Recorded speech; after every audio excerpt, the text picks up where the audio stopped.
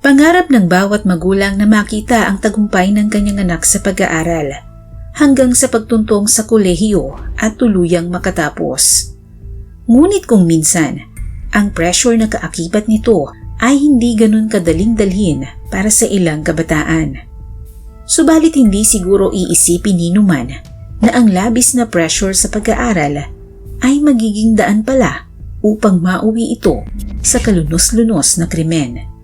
Ganito ang masaklap na kinahantungan ng pamilya Powell nang makatanggap ng tawag ang ina na nagbunyag ng mga sikreto ng kanyang anak. Ito ang naging hudyat kung paano nauwi sa madugong kamatayan ang buhay ni Brenda Powell sa kamay mismo ng kanyang panganay. Ano nga kaya ang lihim na itinago ni Sidney Powell na ayaw niyang mabuko ng kanyang pamilya na kahit patapusin ang buhay ng sariling ina ay ginawa nito maitago lamang ang kanyang iniingatang sikreto? Alamin natin ang kwento sa likod ng nakalulungkot na kasong ito.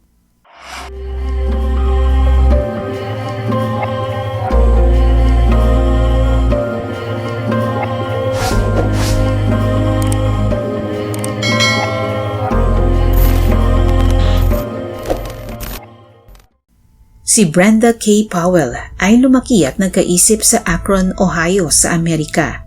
Nang makatapos siya ng pag-aaral sa University of Akron, nakapasok siya ng trabaho bilang Child Life Specialist sa Hematology Oncology Clinic sa Akron Children's Hospital na tumagal ang 28 taon, kung saan siya ay naging founder ng tinawag niyang Teen Oncology Program. Ayon sa mga taong malalapit kay Brenda, mabait at mapaggaling ang ina at asawa si Brenda na dala-dala niya maging sa trabaho. Bagamat laging abala sa kanyang trabaho, sinisiguro niyang nabibigyan niya ng sapat na oras ang kanyang asawa at mga anak. Kaya naman masasabing masaya at kumpleto ang pamilya Powell. Pero ang magandang buhay na mayroon si Brenda at kanyang pamilya ay agad palang matutuldukan ng walang iba kundi ng sarili nitong anak na si Sidney Powell. Si Sidney ay 19 na taong gulang na anak ni Brenda at Steve Powell. Matalinong bata si Sidney at ni minsan ay hindi nagkaroon ng problema sa kanya ang kanyang mga magulang noong siya ay nag-aaral sa St. Mary, St. Vincent High School sa Akron, kung saan siya nahilig sa sports na soccer. Napanatili niya ring matataas ang kanyang mga grades, kaya naman proud na proud sa kanya ang mga magulang na sina Brenda at Steve. Pagtuntong ni Sidney ng kolehiyo, mas pinili niyang mag-aral sa Mount Union University dahil bukod sa maliit lamang ang campus nito, ito rin ang pinakamalapit sa kanilang tahanan. Dahil matalino at consistent na matataas ang kanyang grades pagkatapos ng senior high school, napabilang si Sidney sa mga pinagkalooban ng US Presidential Scholars na napakalaking tulong para sa mga magulang niya, lalo't nasa pribadong paaralan ang kanilang anak. September 2018 nang magsimula si Sidney ng unang taon niya sa kolehiyo sa Mount Union University. Tuwing school break lamang nakakauwi si Sidney sa kanilang tahanan, pero sinisiguro niyang regular ang kanyang komunikasyon sa kanyang mga magulang, lalo na sa kanyang ina. Malapit ang mag-ina sa isa't isa, ayon nito sa mga nakakakilala sa kanilang pamilya. Gamit rin ng bawat isa ang Life 360 app kung saan maaaring matrack ang location ng isa't isa.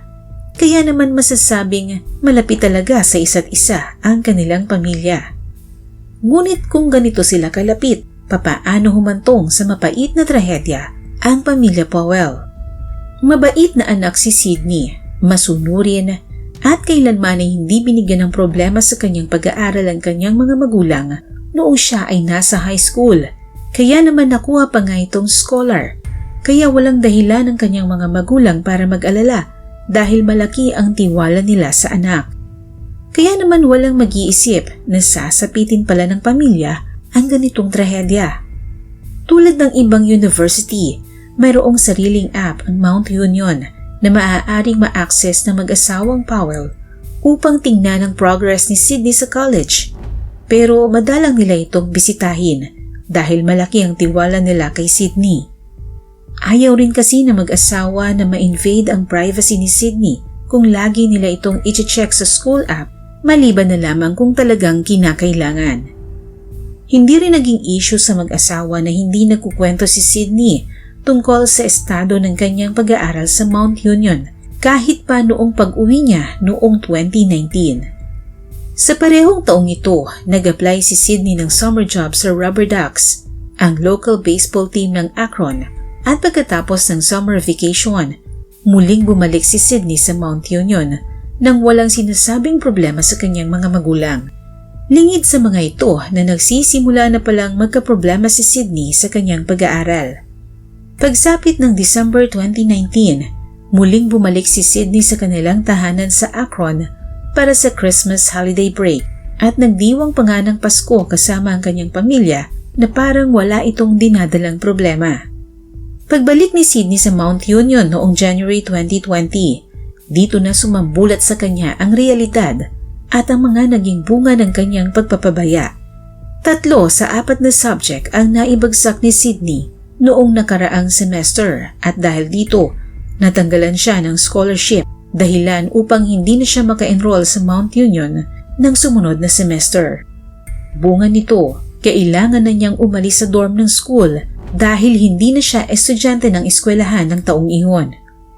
Alam ito ni Sydney dahil nakatanggap siya ng notice mula sa Mount Union at nakausap ang school administrator na si Michelle Gaffney. Sinabihan pa siya nito na kakausapin ang kanyang mga magulang tungkol sa problema ni Sydney, ngunit tumanggi ito at sinabing alam na ng kanyang mga magulang ang nangyari. Ganun pa man, nagpatuloy si Sydney sa kanyang ilusyon at pagkukunwari sa kanyang pamilya na siya'y maayos na nag-aaral pa rin. Hindi kasi nito masabi ang tunay na estado ng kanyang pag-aaral dahil natatakot siyang madisappoint ang kanyang pamilya, lalong-lalo na ang kanyang inang si Brenda. Sa kaayawan ni Sydney na malaman ng kanyang pamilya ang katotohanan, tumutuloy siya sa hotel upang patuloy na paniwalain ang kanyang mga magulang na siya'y nag-aaral pa rin. Nang mga panahong ito ay hindi naman naghihinala ang kanyang mga magulang sa tunay na sinapit ng kanyang pag-aaral sa Mount Union. February 25, 2020, nag-send si Brenda kay Sydney ng mensahe at sinabi nito, "Why do I always feel like you're scamming me? Just remember you need the grades to keep your scholarship." Sumagot naman si Sydney at ganito ang kanyang sinabi, "My grades are good, thank you very much." Ngunit hindi pa rin mapakali si Brenda sa sagot ng anak. May kulang sa kanyang pakiramdam kaya naghanap ito ng sagot. Dito nila naisip ni Steve na i-check ang pag-aaral ni Sydney sa school portal. Makailang ulit sumubok si Steve na mag-log in pero bigo siyang ma-access ito. Nang tanungin niya si Sydney, sagot nito na may problema ang school portal. Sa puntong ito ay hindi pa rin nagduda ang ama ni Sydney, ngunit ng sumunod na araw, tinawagan siya ng Mount Union at dito na niya napag-alaman na hindi naka-enroll si Sydney ng semester na iyon. March 3, 2020, nasa trabaho noon si Steve nang makatanggap siya ng notification sa Life 360 app na dumating ang anak na si Sydney sa kanilang tahanan. Napaisip si Steve dahil hindi pa dapat umuwi si Sydney ng araw na iyon dahil hindi pa tapos ang school semester. Dagdag pa na nakatanggap siya ng tawag mula sa Mount Union na hindi na raw naka-enroll si Sydney sa kanilang eskwelahan. Dali-daling umuwi si Steve at iniwan ang kanyang phone sa trabaho para hindi makita ni Sydney na siya'y pabalik na ng kanilang tahanan. Nakita nga niya si Sydney sa basement na tila problemado.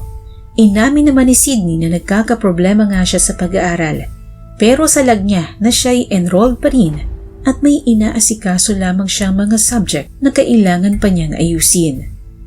Kinausap ni Steve na masinsina ng anak na ayusin ang kanyang pag-aaral at bago umalis, nag-message ito kay Brenda na kausapin si Sydney tungkol sa problema nito.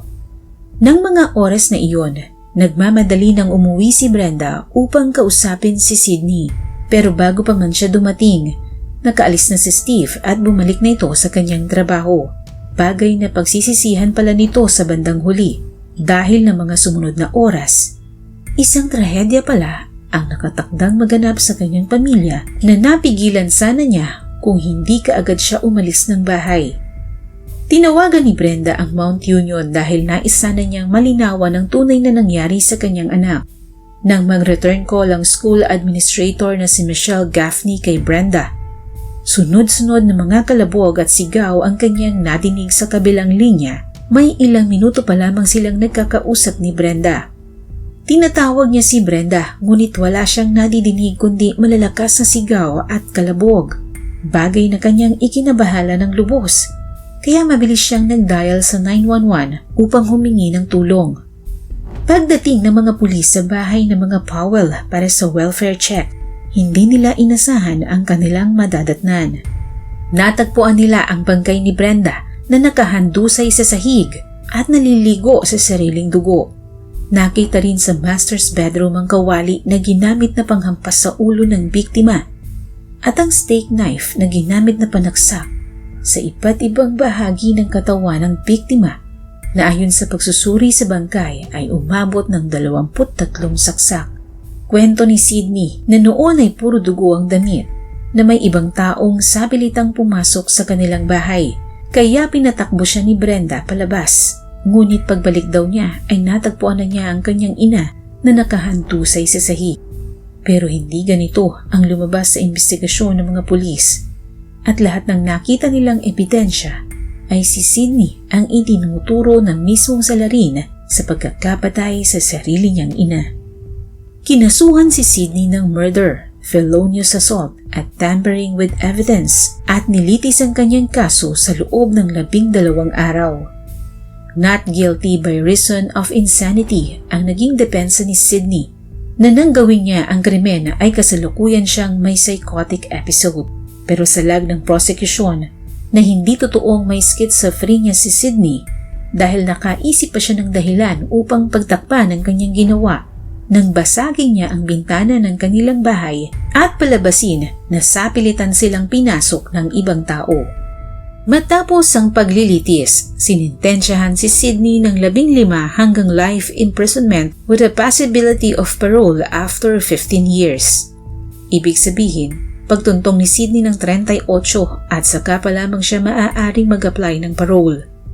Ang kanyang ama ay umapela naman na bawasan sana ang sentensya ni Sydney sapagkat alam daw niyang hindi rin gugustuhin ng kanyang asawa na pagdusahan ni Sydney ng habang buhay ang nagawa nitong kasalanan.